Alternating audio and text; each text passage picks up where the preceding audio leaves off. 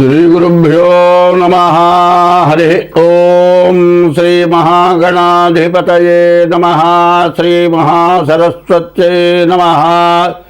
हरि ओम यक्कर्ता जगतां भर्ता संहर्ता महसां निधिः प्रणमामि तमादित्यं बहिरन्तस्तमोपकम् भवत्यश्विनी नक्षत्रमस्वी दस्रस्तुरंगमः आद्यस्तुरंगस्तुरग अश्वो वाजो हये हयो हरि।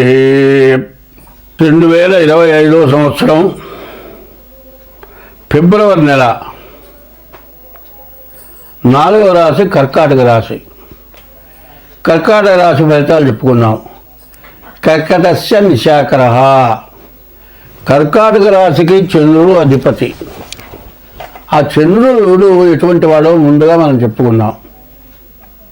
మరి పునర్వసు 3వ పాదం వరకు కూడా మిథున రాశి, పునర్వసు 4వ పాదం కర్కాటక రాశి. పునర్వసు నక్షత్రం 4వ పాదం కర్కాటక రాశిలో రామచంద్రమూర్తి పుట్టాడు. ఆయన పేరు రామ అని పెట్టారు పేరు. చంద్రుడు ఎందుకైనాడంటే కర్కాటక రాశిలో పుట్టటాన రామచంద్రుడు అయినాడు. ఈ రామచంద్రుడు కర్కాటక రాశి చాలా విశేషమైన రాశి, చాలా బలమైన రాశి, చాలా శాంత స్వరూపమైనటువంటి రాశి. ఈ కర్కాటక రాశిలో పుట్టాలంటే పూర్వజన్మ సుకృతం ఎంతో పుణ్యం చేసుకుంటేనే ఈ కర్కాటక రాశిలో పుడతారు. మరి రామచంద్రమూర్తి కర్కాటక రాశిలో పుట్టాడు.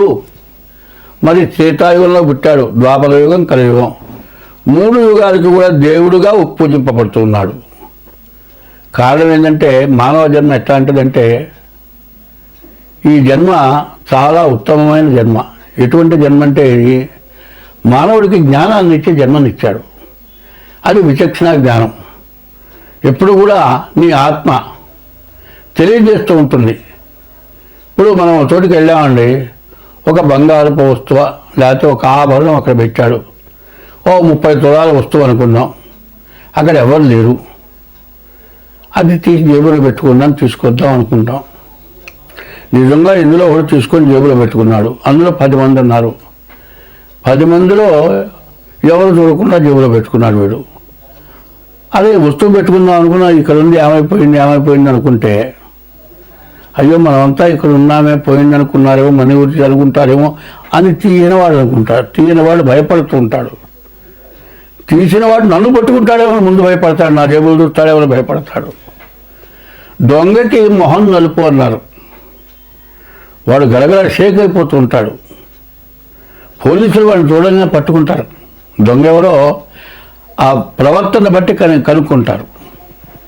అట్లాగే మనిషికి జ్ఞానం ఇస్తాడు. ఒక్కోడికి ఏమవుతుందంటే వస్తువు దొరికిందనుకోండి, తీసుకెళ్ళి పోలీస్ స్టేషన్లో పడిపోతాడు. ఏమన్నా ఈ వస్తువు దొరికింది నాకు. పెద్ద పెద్ద వస్తువుల మీద ఏం చేస్తారంటే పేరు వేసుకుంటారు. కొరక్షాలు 3-4 పేరు ఉంటుంది. నా పేరు లక్ష్మీనారాయణ, 19 లక్ష్మీనారాయణ అనుకోండి, PLN అని వేసుకుంటా పేరు వస్తువు మీద. ఈ వస్తువు మీద PLN ఉంటుందిగా, పోలీస్ స్టేషన్లో అప్పచెప్పేటప్పుడు ఏం చేస్తాడు, అయ్యా దీని మీద ఈ పేరు ఉంది, ఈ వస్తువు పోయిందని అనౌన్స్ చేయండి, ఈ వస్తువు ఎట్లా ఉంటుంది, ఏ రకం రాళ్ళు ఉన్నాయి, ఈ పేరేముంది అది చెప్పిన వాడికి ఇవ్వమంటాడు.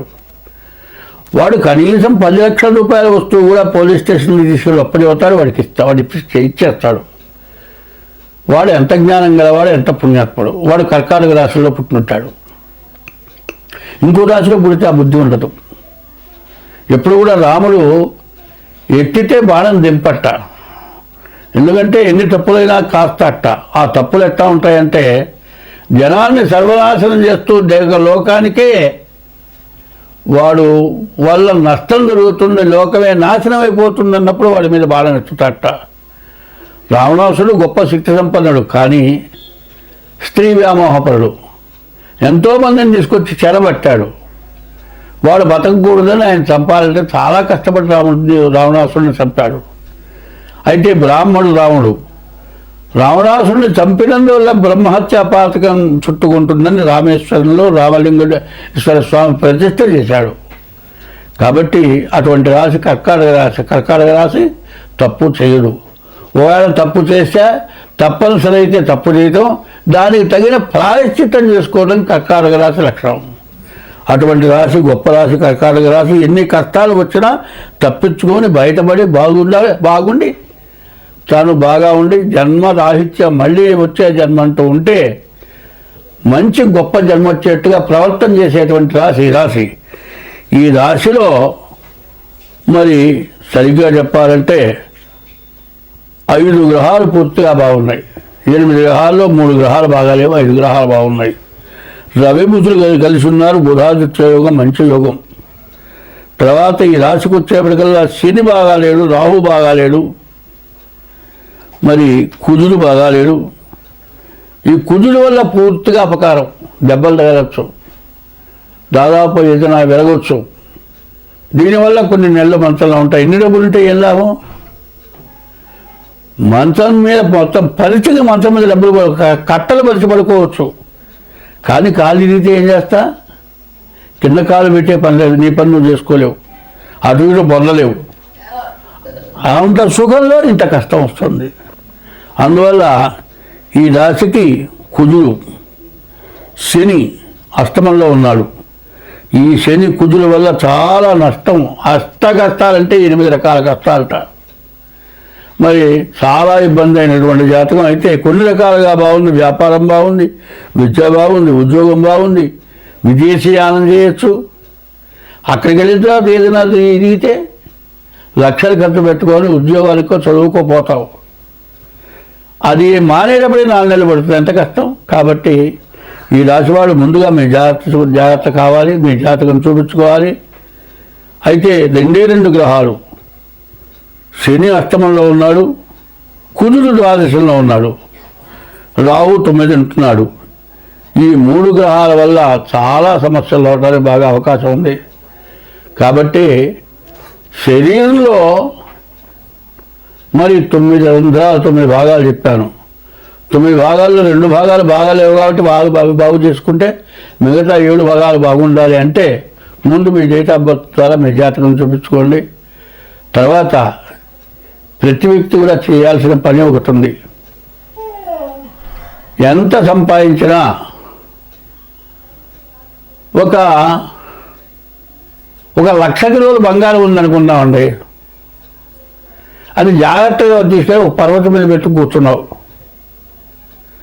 తినటానికి ఏం లేదు, బంగారం అన్న తింటావా? ఈ బంగారం ఏం చేసుకొని చెప్పండి. కాబట్టి ఈశ్వరుడు ఆయన ఐశ్వర్యవంతుడు, ధనాన్ని మొత్తానికి అధిపతి ఆయనే. దాని మీద విరక్తి పుట్టి మరి ఆయన ఆ డబ్బు మొత్తం కుబేరుడు గొప్పచెప్పి కాపలాగా, వాడేమో కాపలాగా వస్తున్నాడు, వాడి కాదు డబ్బు. డబ్బు కావాలంటే ఈశ్వరుడు ఐశ్వర్యకారకుడు. ఎవరైతే ఈశ్వరుడు పూజిస్తారో వాడికి ఐశ్వర్యం ఇస్తాడట. మరి 1,00,00,000 రూపాయలు ఉన్నాడు, వాడు కోటీశ్వరుడు అంటారు. ఈశ్వరత్వం గల వాడికి ఐశ్వర్యం వస్తుంది.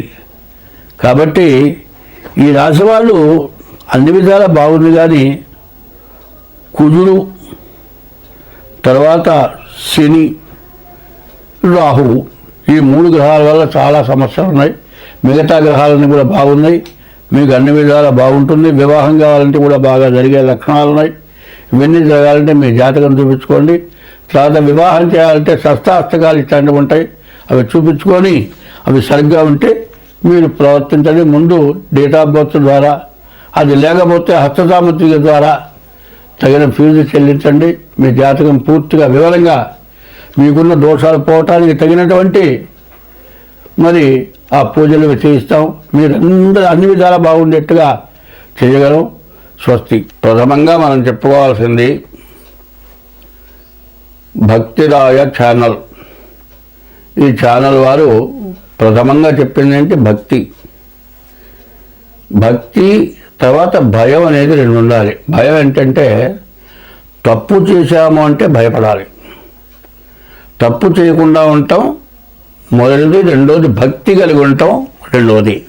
మొదటిది భయం కలిగి ఉండాలి. ఏదైనా ఇచ్చేస్తామో మనకేం జరుగుతుందో అనేటువంటి భయం ఉంటే దాని ద్వారా ఎప్పుడైనా పొరపాటు జరిగితే, తప్పు జరిగితే భగవంతుడు అనేవాడు ఉన్నాడు, వాడు శిక్షిస్తాడు కాబట్టి భక్తి కలిగి ఉంటాం. ఇది ప్రథమంగా భక్తి రాయ ఛానల్ యొక్క స్వభావం ఇది. అయితే ఎవరి యందు భక్తి కలిగి మనం ఉండాలి. ఇందాక శ్లోకం చెప్తా, యఃకర్త జగతాం భర్త సంహర్త మహసాం నిధి ప్రణమామి తమాదిత్యం బహిరంతస్తమోపహం. యఃకర్త, ఎవరు కర్త? అందరికీ కర్త. భార్యకి భర్త కర్త, భర్తకి యజమాని కర్త, యజమానికి భర్త లోబడతాడు, భర్తకి భార్య లోబడుతుంది. ఒకళ్ళ యందు ఒకళ్ళు కృతజ్ఞతాభావంతో ఉంటేనే జీవనం జరుగుతుంది. వీళ్ళందరికీ యఃకర్త, ఎవరా కర్త? భగవంతుడనేవాడు ఒకడు ఉన్నాడు కర్త. జగతాం భర్త, యఃకర్త జగతాం భర్త, జగత్తు మొత్తానికి భర్త, భరాయించేటువంటి వాడు ఒకడు ఉన్నాడు. యఃకర్త జగతాం భర్త, సంహర్త, అందరినీ సంరక్షిస్తున్నాడు. సంహర్త మహసాం నిధి, మొత్తం ప్రపంచం భూమి ఆకాశము రెండింటి యందు 84 లక్షల జీవరాశులు ఆకాశంలో తిరిగేవి 21 లక్షలు, భూమి పైన తిరిగేవి 21 లక్షలు, భూమి లోపల తిరిగేవి 21 లక్షలు, నీటిలో తిరిగేవి 21 లక్షలు, మొత్తం కలిపి 84 లక్షల జీవరాశుల్ని సంరక్షించేటువంటి భగవానుడు ఎవరయ్యా అంటే సంహర్త, అందరినీ సంరక్షిస్తున్నాడు. మహసాన్నిధి, ఇంతమందిని రక్షించడానికి పోషించడానికి యజమాని అయినటువంటి వాడి దగ్గర తగినంత ధనం ఎట్లా ఉండాలో అదే విధంగా 84 లక్షల జీవరాశుల్ని సంరక్షించడానికి తగినటువంటి శక్తి, ధర్మం, భక్తి అన్నీ కలిగినటువంటి వాడు ఒకడున్నాడు. ఆయన ఎవరంటే ఆదిత్యోర్కో రవిర్భాను భాస్కరశ్చ దివాకర మార్తాండ స్మితాహేస్తీక్షాంశన్ బిహరో రవి. సూర్యుడనేవాడు ఒకడున్నాడు, ఆయన 12 పేర్లు కలిగి ఉన్నాడు. ఆదిత్య, అర్క, రవి, భాను, భాస్కర, దివాకర, మార్తాండ, సవిత, హేళి, తీక్షాంశో, మిహిర, రవి రవి అని 12 పేర్లు అటువంటి వాడు సూర్య భగవానుడు. ఎవరయ్యా అంటే సమస్త జీవరాశులకి, సమస్త దేశాలకి, 84 లక్షల జీవరాశులకి, ప్రపంచం మొత్తానికి, అన్ని చోట్ల కనపడేటువంటి, అన్ని మతాలకి కనపడేటువంటి భగవానుడు ఒక్కడే సూర్య భగవానుడు. ఆ సూర్య భగవానుడు వల్ల ఆయనే భగవంతుడిగా సూర్యోదయ అస్తమయాల వల్ల ఒక పండగకి ఆ సూర్యుడు చూసే పండుగ చేస్తూ ఉన్నాం. నిన్న జరిగినటువంటి పండుగ సూర్యుడు మకర నుంచి సంక్రమణం వచ్చినటువంటి రోజున పండుగ చేశాం. అటువంటి సూర్య భగవానుడే అందరికీ కనబడేటువంటి భగవంతుడు, ప్రతినిత్యం మనకు దర్శనమిచ్చేటువంటి భగవంతుడు. అటువంటి భగవంతుడు ఒక్క సెకండ్ భూమి మీద పడకపోయినట్లయితే మన యొక్క జీవరాశులు ఏమైపోతాయి? సర్వం వినాశనమైపోతాయి. రకరకాల వ్యాధులు పడతాయి, రకరకాల జీవరాశులు ఉద్భవిస్తాయి. ఆ జీవరాశుల వల్ల మరణాలు సంభవిస్తాయి. కాబట్టి అటువంటి భగవంతుడిని మనం ప్రార్థించాము. ఆ భగవంతుడి యందు భక్తి కలిగి, జ్ఞానం కలిగి, ఎప్పుడూ కూడా సూర్యుడు ఉదయించేప్పుడు ఉదయం బ్రహ్మస్వరూపము, మధ్యాహ్నంతు మహేశ్వరము, సాయంకాలం స్వయం విష్ణు, త్రికాలం వహ దివాకరం, 3 వేళలా ఉదయం పూట బ్రహ్మ, మధ్యాహ్నం పూట మహేశ్వరుడు, సాయంకాలం పూట ఈశ్వరుడు, 3 వేళలా 3 రూపాలతో ఉన్నటువంటి భగవానుడైనటువంటి సూర్య భగవానుణ్ణి మనం ప్రతిరోజు నమస్కరించి పూజించి, ఆయన లేకపోతే మనం లేము, ఆయన వల్లే మనం బ్రతుకుతున్నాము అనేటువంటి భక్తి భావం కలిగి ఇంతమంది బతకటానికి, ఇంతమంది జీవించడానికి సూర్య చంద్రుల వల్లే మనకు జరుగుతోంది. అటువంటి సూర్య చంద్రుల వల్ల మనకు జరుగుతోంది ఏంటంటే, ఎట్లా పుట్టామయ్యా అంటే ప్రతి జీవరాశి కూడా ప్రాణి అనేది ఒకటి ఉంది. ఆ ప్రాణి పోయిన తర్వాత ఎంత మెలుగురు పురుగులాగా ఉంటుంది. అది వెళ్ళిపోతుంది, వెళ్ళిపోయి భగవానుడు అయినటువంటి ఆకాశంలోకి వెళ్ళిపోయి ఆ సూర్య భగవానుడి దగ్గర, అసలైన భగవంతుడి దగ్గర ఉంటుంది. అది దాని టైం అయిపోయిన తర్వాత వర్షం కురిసేటప్పుడు నీటిలో కలిసి ఆ ప్రాణి వస్తుంది. ఆ ప్రాణి నీటిలో కలిసి భూమి మీద పడుతుంది. ఆ భూమిలోకి వచ్చేప్పటికి ఆ నీళ్లలో నుంచి భూమి ఎందు పుడుతుంది. భూమి యందు పుట్టినటువంటి నీటితో కలిసినటువంటి ప్రాణాన్ని నీళ్లు లేకపోతే బ్రతకలేం కాబట్టి ఆ నీళ్లు ఎవరైతే తాగుతారో వారి యందు గర్భధారణ జరిగి జన్మనిస్తున్నారు. చెట్లు కావచ్చు, పక్షులు కావచ్చు, మనుషులు కావచ్చు, రకరకాల జీవరాశులంతా కూడా ఈ ప్రాణి వల్ల ఉద్భవిస్తున్నాయి. ఈ ప్రాణి ఉద్భవించడానికి భూమి తల్లి, అందరినీ మించిన తల్లి భూమి, అందరికీ తండ్రి సూర్య భగవానుడు. ఈ తల్లిదండ్రులు మానవులకి జన్మనిచ్చింది తల్లి. అట్లాగే ఈ మానవులందరికీ జన్మనిచ్చిన తల్లి భూమి. అందరినీ పోషిస్తున్నవాడు భర్త, అనగా పోషణకర్త సూర్య భగవానుడు. అటువంటి భూమి అయినటువంటి తల్లికి అందరినీ సంరక్షించేటువంటి సూర్య భగవానుడు ఎటువంటి వాడు? ఒక సూర్యుండు సమస్త జీవులకు తానొక్కొక్కడైతో చుపోలికయే దేముడు సర్వకాలమ మహాలీలం నిజోత్పన్న జన్యకతంబంబుల హృత్సరోహుడు హమలన్ నానా విధానం రూపకుడై ఒప్పుతుండు అట్టి హరినే ప్రార్థింతు సిద్ధుండనై అని భాగవతంలో ఈ పద్యం చెప్పబడింది. ఒక సూర్యుండు సమస్త జీవులకు తానొక్కొక్కడై తోచు పోలిక ఏ దేముడు సర్వకాలము మహాలీలన్ జగత్పన్న నిజోత్పన్న. ఇటువంటి భగవంతుడు ఎవరైతే ఉన్నారో ఆ భగవంతుడికి నమస్కారం చేస్తున్నాను అని పోతన గారు చెప్పినటువంటి పద్యం ఇది. అట్లాగే ఈ సూర్యుడిని మనం ప్రార్థించాలి. ప్రతిరోజు కూడా సూర్యోదయానికి ముందు లేచి బ్రహ్మ ముహూర్తంలో సూర్య భగవాన్ని ప్రార్థించడం. ఇప్పుడు ఈ భక్తిరాయ టీవీ పెట్టినటువంటి దాని గురించి ఇది ప్రత్యేకతగా. భక్తి అనేది ప్రధానం. భక్తికి మూలం ఏమిటాయంటే సాధన. సాధన ఏమిటాయంటే మన జన్మలో ఎప్పుడూ ఎటువంటి పొరపాటు జరగకుండా ఉండటమే సాధన. ఆ సాధన ద్వారా భక్తి కలిగితే జీవుడు మళ్ళీ పునర్జన్మ అంటూ ఉంటుంది కాబట్టి ఉత్తమమైన జన్మ కలిగి మానవుడు బతుకుతాడు. కాబట్టి ఇది భక్తి ఛానల్లో భక్తికి ప్రధానమైన విషయం తండ్రి సూర్యుడు, తల్లి భూదేవత. వీరిద్దరిని మనం ముందు ప్రార్థించాము. ఈ సూర్య భగవానుడే 12 రాసుల యందు ఉంటున్నాడు.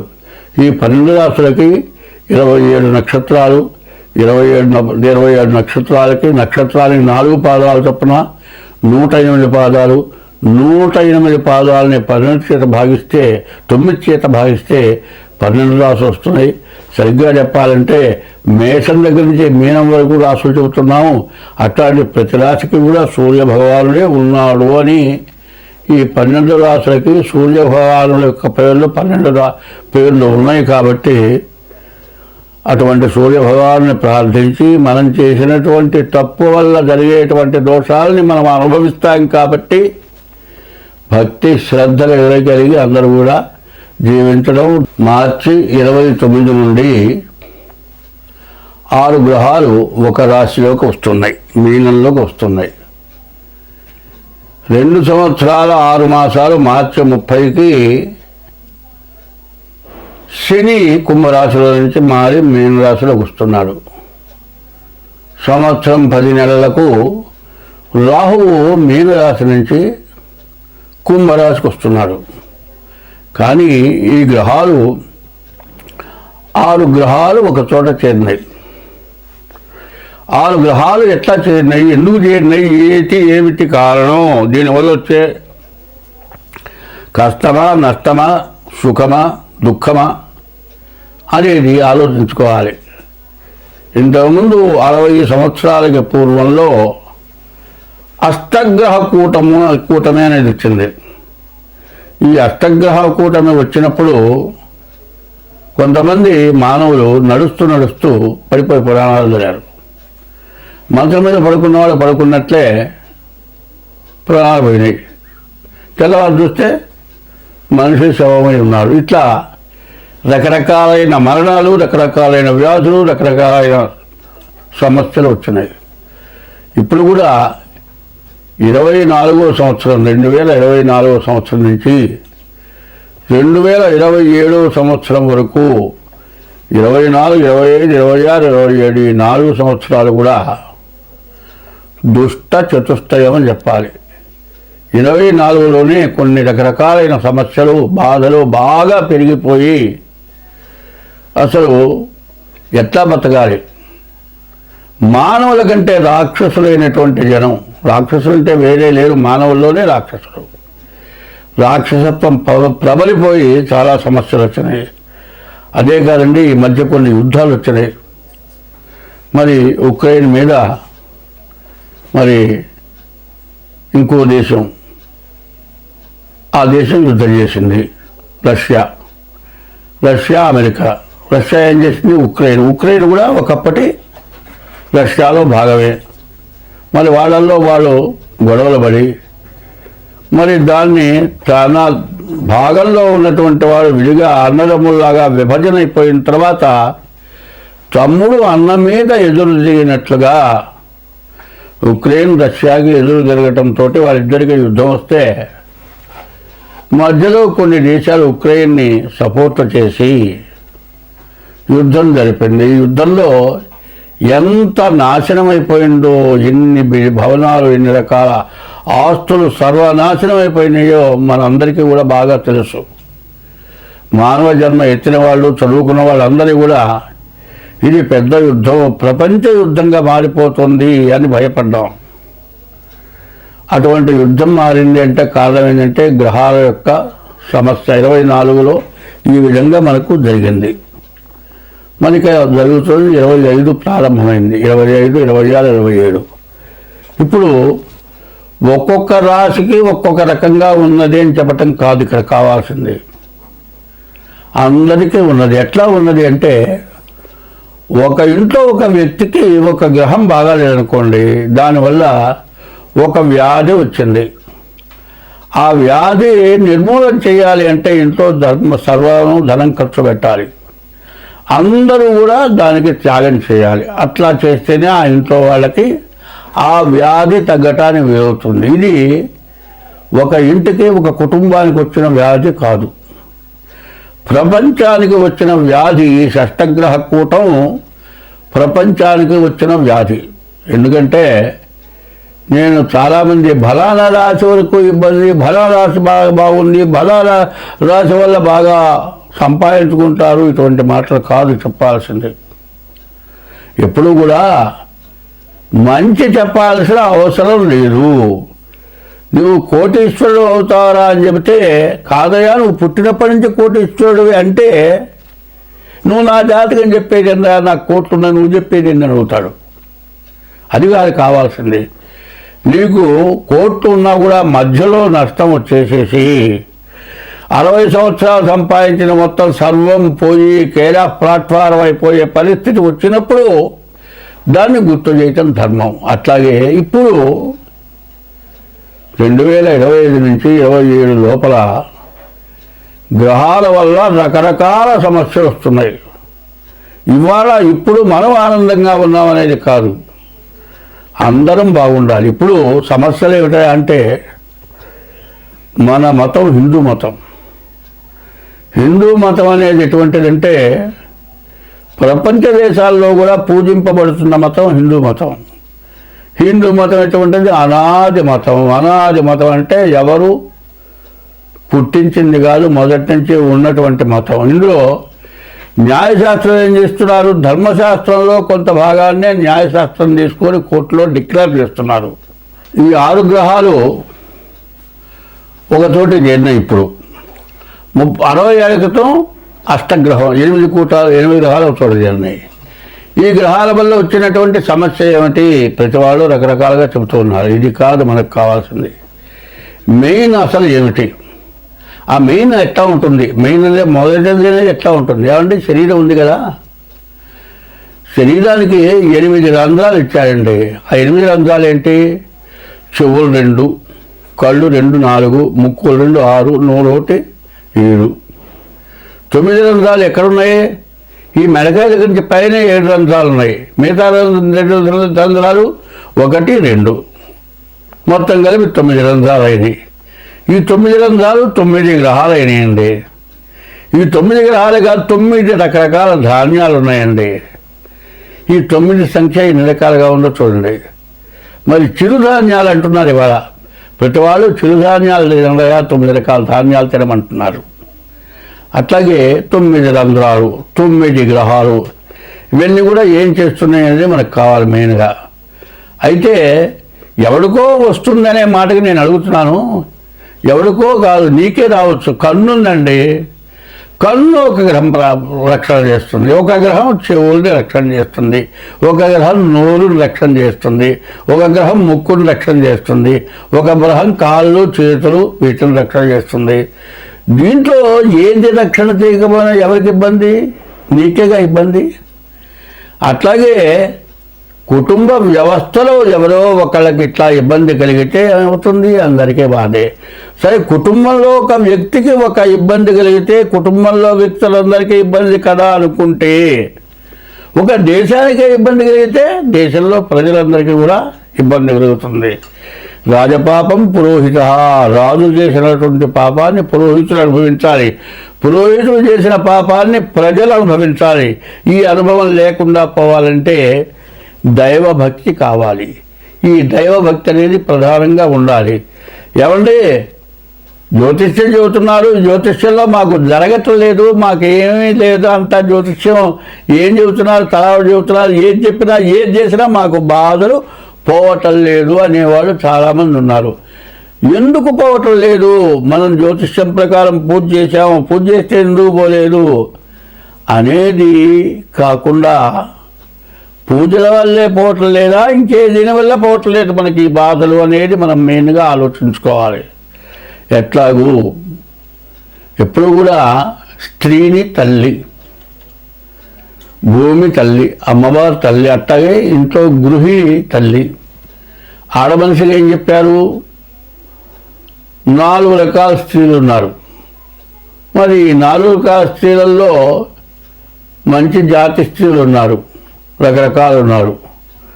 వాళ్ళ వల్లే ఈ లోకం దేశం బాగుపడుతోంది. అందువల్ల భార్యని పెళ్లి చేసుకున్న తర్వాత వాడు ఇంట్లోనే భార్యని అట్టబెడుతున్నాడు. భార్య ఇంటి బాధ్యతలను తీసుకుంటోంది, ఎవరిని ఎట్టా చూడాలో అట్టగా చూస్తోంది. ఆమె ఎట్లా ఉంటుంది? కాజువేషు దాసి, చేసే పనులలో దాసిగా పనిచేస్తుంది. కరణేషు మంత్రి, భర్తకి సలహా ఇవ్వటంలో మంచిగా ఉపయోగపడుతోంది. భోజ్యేషు మాత, భర్తకి భోజనం పెట్టేప్పుడు తల్లిలాగా పెడుతోంది. శయనేషు రంభ, భర్తతో పడుకున్నప్పుడు రంభలాగా ఉంటుంది. షట్కర్మయుక్త, 6 కర్మలు చేస్తోంది. కులధర్మపత్రి అన్నారు. భర్త అంటే భరాయించేవాడు, భార్య అంటే భాగాన్ని పంచుకుండేది. ఈ 2 భూమి ఆకాశం. సూర్యుడు భూమి తల్లి, సూర్య భగవానుడు తండ్రి. వాళ్ళెట్టాగో మనం భూలోకంలో కూడా భార్య భర్త, భర్త సూర్యుడు, భార్య భూమి. భూమి ఏం చేస్తుంది? భూమిలోంచి నీళ్ళు వస్తున్నాయి, నవధాన్యాలు పండుతున్నాయి, మరి సముద్రంలో ఉప్పు నీళ్ళు వస్తున్నాయి, మరి నదిలోనే మంచినీళ్ళు వస్తున్నాయి. ఇవి కాక విషవాయువులు వస్తున్నాయి, ఆయిల్స్ వస్తున్నాయి. మరి మంచినీళ్ళు వస్తున్నాయి తాగులాగా కదా అని మంచినీళ్ళు తాగాలి, బావిలో నుంచి ఆయిల్ వస్తుంది కదా, అది తాగితే బతుకుతావా? బతకం కదా. ఏది తినాలో అది తినాలి, ఏది తాగాలో అది తాగాలి. అది కూడా ఎక్కడి నుంచి వస్తుంది? అంతా భూమి నుంచే ఉద్భవిస్తుంది. అట్లాగే స్త్రీ వల్లే అన్నీ ఉద్భవిస్తున్నాయి. ఇవి తెలుసుకొని కామక్రోధశ్చ లోభశ్చ దేహే తిష్టంతి తస్కరాః జ్ఞానవిత్తాపహారేణ తస్మాత్ జాగ్రత్త. కామం క్రోధము, ఈ కామం క్రోధం రెండింటి వల్లే దేశమంతా సర్వనాశనమైపోతుంది. కామం అనేది చాలా తక్కువ. ఎటువంటిది? యవ్వనం చాలా కొద్ది. మనిషి 100 సంవత్సరాలు బతికితే బాల్యం 25 సంవత్సరాలు, యవ్వనం ఒక 5 సంవత్సరాలు ఉంటుంది.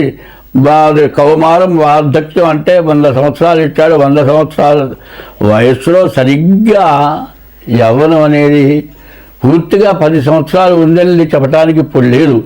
ఈ యవ్వనంలో చేయరాని పనుల వల్ల మనకు ఈ గ్రహాలన్నీ కూడా మారిపోతున్నాయి. కారణం ఏమిటా అంటే కుక్కలకు ఒక టైం ఇచ్చాడు సంగమం చేయటానికి. మరి కొన్ని జాతులకి ఏనుగు నీటిలో సంగమం చేస్తుంది.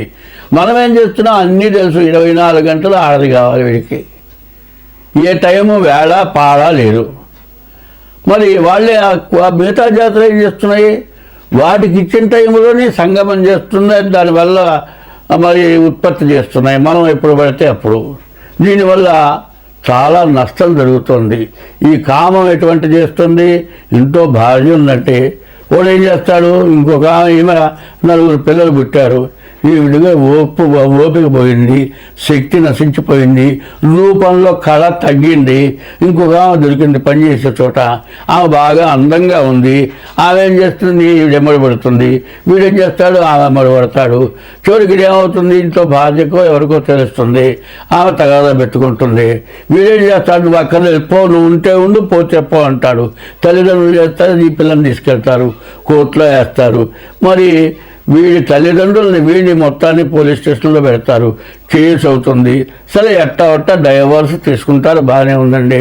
ఈ తల్లిదండ్రులు ఏం చేస్తారు, ఈ పిల్లలు, అమ్మా నువ్వు అన్యాయం అయిపోతున్నావు, నీకు భర్త లేడు కదా, మేము ఎన్నాళ్ళు నిన్ను పోషిస్తాం, నువ్వు ఇంకో పెళ్లి చేసుకోమని పెళ్లి చేస్తున్నారు. వాడు ఏం చేస్తున్నాడు, ఎవరినో దీన్ని పట్టుకున్నాడు, దాన్ని వాడు పెళ్లి చేసుకుంటున్నాడు. ఇద్దరు కలిసి 4 పిల్లల్ని కన్నారు కదా. నీవు నీ పిల్లల్ని చూస్తానంటే తర్వాత చేసుకున్నవాడు నీ పిల్లల్ని చూడటానికి ఇష్టపడతాడా? ఇష్టపడ్డు. నీవు కావాలి కానీ నీ పిల్లలు వాడికి అక్కర్లే. సరే పోని వాడు పెళ్లి చేసుకున్నాడు ఇంకో దాన్ని, నా పిల్లలు తెస్తానంటే దానికి వీడు కావాలి కానీ పిల్లలు అక్కర్లే. ఇందులో మధ్యలో ఏమైపోతున్నారు, పిల్లలు అన్యాయం అయిపోతున్నారు, బజార్న పడిపోతున్నారు. ఈ తల్లిదండ్రులు ఎంతకాలం ఉంటారు?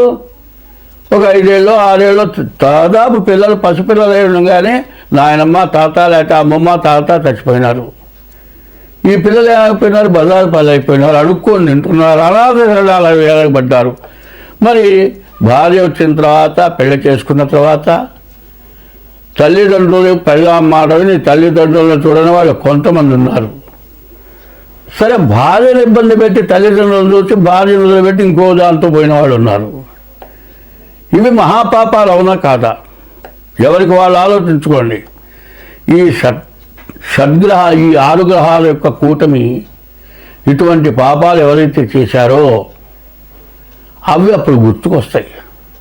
అనుభవించేప్పుడు, బాధపడేటప్పుడు ఏం చేశాను, బలానా పని చేశా, అందువల్ల నాకు ఈ కర్మ పట్టింది. జన్మనిచ్చిన తల్లిదండ్రులు పెంచి పెద్ద చేసి 25 ఏళ్ళ దాకా పెంచి చదువు చెప్పించి ఉద్యోగం ఇప్పించి పెళ్లి చేసి ఇంత చేసిన వాళ్ళని తల్లిదండ్రులు బతికించవా? నువ్వు వదిలేస్తావా? లేకపోతే డబ్బులు కట్టి వృద్ధాశ్రమంలో చేరుస్తావా? లేకపోతే శాంతం వదిలిపెడితే వాళ్ళు అనాథ శరణాలయం పోవాలా?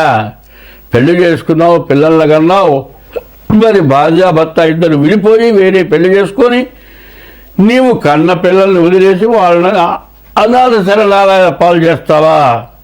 ఇది ధర్మమా? ఇది ధర్మాన్ని అనుసరిస్తున్నారా మీరు? ఈ అధర్మాన్ని అనుసరిస్తూ జ్యోతిష్యం చెబితే ఈ జ్యోతిష్యంలో జరగట్లేదంటే చేసిన పాపం వృధాగా పోతుందా? పిల్లికి చెలగాటం, ఎలికి ప్రాణ సంకటం అన్నారు. ఒక ఎలిక కనబడితే పిల్లి ఏం చేస్తుంది? అటు పరిగెత్తిస్తుంది, ఇటు పరిగెత్తిస్తుంది, కటికను పట్టుకుంటుంది, తోక పట్టుకుంటుంది, నేలకేసి కొడుతుంది. ఒక్కసారి గొంతుకాయకి చంపితే దానికి ఏమీ తెలియదు, బాధ లేకుండా పోతుంది. దాన్ని చిత్రహింస పెట్టి చంపావు. పిల్లి ఆ విధంగా చేసిన కంటే పిల్లి చేసిన దానికంటే మనం చాలా ఘోరాలు చేస్తున్నాం. ఈ ఘోరాల వల్ల దేశం భ్రష్టు పట్టిపోతుంది. మన హిందూ ధర్మంలో ఏంది? ఒక మగవాడికి ఒక్కటే భార్య. మన హిందూ ధర్మంలో తప్పితే ఏ ధర్మంలోనా ఈ మాట చెప్పి ఉన్నదా? ఇంకో ధర్మం మా ధర్మం గొప్పదని అంతం కాదు నేను చెప్పేది. హిందూ ధర్మంలో మొదటి నుంచే వస్తుంది, ఒక భర్తకి ఒకటే భార్య, ఒక భార్యకు ఒకటే భర్త, వీరిద్దరే జీవితం గడపాలి అని. దాదాపు ఇప్పటికైనా 150 మంది అదే ధర్మంలో ఉన్నారు, ధర్మాన్ని తప్పుతున్నారు. తర్వాత ఏం చేస్తున్నారు? ఇట్లా వెలబడిపోయి సహజీవనం అంటున్నారు. ఇవన్నీ కూడా ఎందుకు జరుగుతున్నాయి? ఇట్లాంటి గ్రహకూటాలు ఎందుకు వస్తున్నాయో ఆలోచించండి. ఇప్పుడు చాలామంది ఏం చేస్తున్నారు? ఈ రాశి వాళ్ళు నిన్నదాకా కుంభరాశి బాగాలేదు, కుంభరాశి నుంచి శని మీన రాశికి వచ్చాడు బాగుంటుందని చెప్పేవాళ్ళు కుంభరాశిలో ఉన్నటువంటి మీనరాశిలో ఉన్నటువంటి రాహువు కుంభరాశికి వస్తున్నాడు. మళ్ళీ కుంభరాశికి చెడు ప్రారంభమైందా? ఇట్లా గ్రహాల మార్పు వల్ల అందరికీ సమస్యలు రావటానికి బాగా సిద్ధంగా ఉన్నాయి. ఈ సిద్ధంగా ఉన్నటువంటి సమయాల్లో ఎవరు చేసిన తప్పు వాడు దిద్దుకోవాలి. ఈ దిద్దుకోవటం అనేది చాలా అవసరం. ఈ దిద్దుకోవటం అనేది ఎట్లా ఉన్నది అంటే, పురుషుడు 10 మందితో తిరగచ్చు, భార్య మాత్రం ఇంట్లోనే ఉండాలి. ఏమంటారు, మగవాడు వాడు దిగుతాడే, నీకే నువ్వు కూర్చో అట్లా అత్తగారు అంటుంది. ఇటువంటి సమస్యలు లేకుండా అందరం బాగుండాలి, ఈ షడ్గ్రహ కూటం నుంచి మనం బయటపడాలి అనేది బాగా గుర్తుపెట్టుకోండి. ఇటువంటి పొరపాట్లు ఉన్నప్పుడు దానికి తగినటువంటి దోషం ఏంటో ముందు జాతకం చూపించుకోండి. జాతక రీత్యా ఇది గోచారం. ఇప్పుడు చెప్పేదంతా గోచారమే. గోచారం అంటే ఎట్లా ఉంటుంది, నీవు పుట్టినరోజు జన్మ నక్షత్రాన్ని బట్టేదే గోచారం. మీ పేర్లన్నీ నక్షత్రాన్ని బట్టి పెట్టలే. వెంకయ్యో, పుల్లయ్యో, సుబ్బయ్యో మీ తాత పేరు, మీ నాయన పేరు, మీ ఎవరి పేరు పెట్టారు. జన్మ నక్షత్రాలను బట్టి పేరు పెట్టలే. ఏమంటే నా రాశి ఏందో చూడండి అంటే, నీ రాశి ఎట్లా చూస్తావు? నీవు పుట్టినరోజు జన్మ నక్షత్రాలను బట్టి రాశి చూడాలి. రాశి 25 వంతులే వస్తుంది. నీవు పుట్టిన టైమును బట్టి లగ్నం వస్తుంది. దాని ద్వారా 75 వంతులు నీ జాతకం జరుగుతుంది. ఈ రెండు జరగాలంటే ముందు నువ్వు పుట్టిన తారీఖు, నెల, సంవత్సరం, టైము కావాలి. దీన్ని బట్టి నీ జాతకం చూడాలి. ఒక్క గోచార రీత్యా మీ జీవితం మొత్తం జరుగుతుందని చెప్పడానికి ఎక్కడా అవకాశం లేదు. కాబట్టి ఇప్పుడు ఈ అష్టగ్రహ కూటంలో మీకుండేటువంటి సమస్యలు, మీకుండేటువంటి బాధలు పోవాలి అంటే ముందు డేట్ ఆఫ్ బర్త్ ద్వారా మీ జాతకం చూపించుకోవాలి.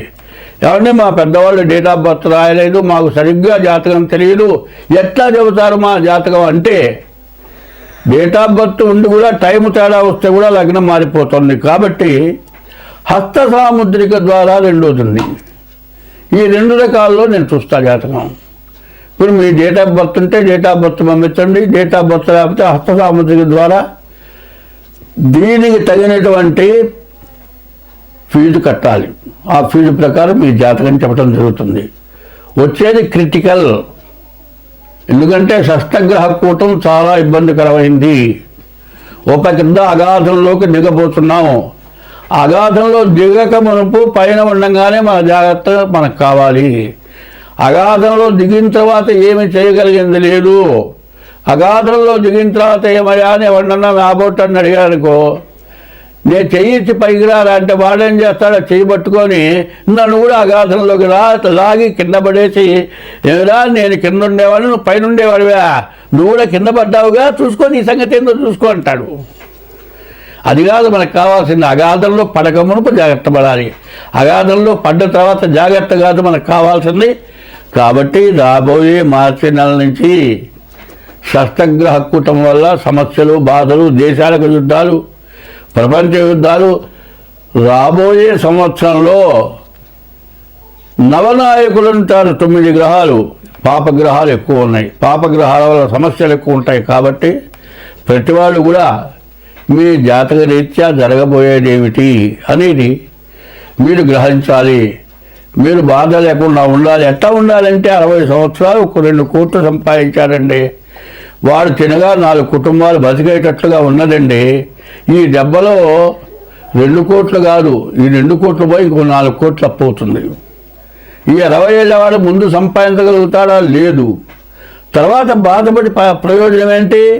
కాలికి దెబ్బ తగిలిందండి, ముందు సెప్టిక్ కాకుండా ఇంజెక్షన్ చేయించుకొని కట్టు కట్టించుకుంటే తగ్గుతుంది. సెప్టిక్ కాకుండా ఇంజెక్షన్ చేయించుకోకుండా కట్టు కట్టుకోకుండా తిరిగితే మట్టి అంతా పట్టుకొని సెప్టిక్ అయి వేలు పోతుంది, తర్వాత కాలు పోతుంది. అట్లాగే ఇప్పుడున్నటువంటి ఆ షష్టగ్రహ కూటం వల్ల జరగబోయేది ఏమిటంటే, ముందు మీ జాగ్రత్తలు మీరు పడాలి, మీ జాతకాలు చూపించుకోవాలి. దాని యొక్క పరిస్థితి ఏమిటంటే, కొన్ని గ్రహాలతో పాటు కొన్ని పూజలు కూడా ఉన్నాయి. ఆ గ్రహ దోషాలతో పాటు పూజలు చేయాలి. పూజలు చేయాలి. నువ్వు చేసిన పాపం పోవటానికి కొన్ని పూజలు చేయాలి. సూర్యుడు నీకు బాగా అదేండి, సూర్యుడికి అతిదేవత ఈశ్వరుడు రుద్రుడు. సూర్యుడు జపంతో పాటు రుద్రుడు కూడా అభిషేకం చేయాలి. అట్లాగే ఒక్కొక్క రాశికి, ఒక్కొక్క గ్రహానికి, గ్రహ దోషాలకి గ్రహ పూజలు కాక దేవతా పూజలు ఉన్నాయి. ఈ దేవతా పూజలు కూడా చేసుకోవడం చాలా అవసరం. ఇట్లా ప్రవర్తించడం, ప్రతిరోజు కూడా నీ ఇష్టదేవాన్ని పూజించడం ఇవన్నీ చేసుకోవడమే కాక ఇది ఫిబ్రవరి నెల చాలా దగ్గరలోకి వచ్చింది. ముందుగా మీ జాతకాలు చూపించుకొని మీకు ఏది చేయాలో చేసుకొని, అయితే బాధలు తప్పవు. 100 వంతులు కాకుండా 25 వంతులు తగ్గుతాయి, 75 వంతులు మీరు బయటపడతారు. కాబట్టి ఈ విషయాలు మీరు బాగా అర్థం చేసుకొని జాగ్రత్తగా మీ జాతకాలు చూపించుకొని అన్ని విధాలా బాగుంటుంది. మీరందరూ సుఖంగా ఉంటారు. అందరం బాగుండాలి. బ్రాహ్మడు గోవుడు బాగుండేటైతే ప్రజలంతా కూడా బాగుంటారు, దేశం అంతా బాగుంటుంది. గోబ్రాహ్మణేభ్య శుభమస్తు నిత్యం లోకా సమస్త సుఖినో భవంతు అని చెప్పింది. కాబట్టి అందరం బాగుండాలి అంటే ముందు చెప్పిన విధం ప్రవర్తించండి.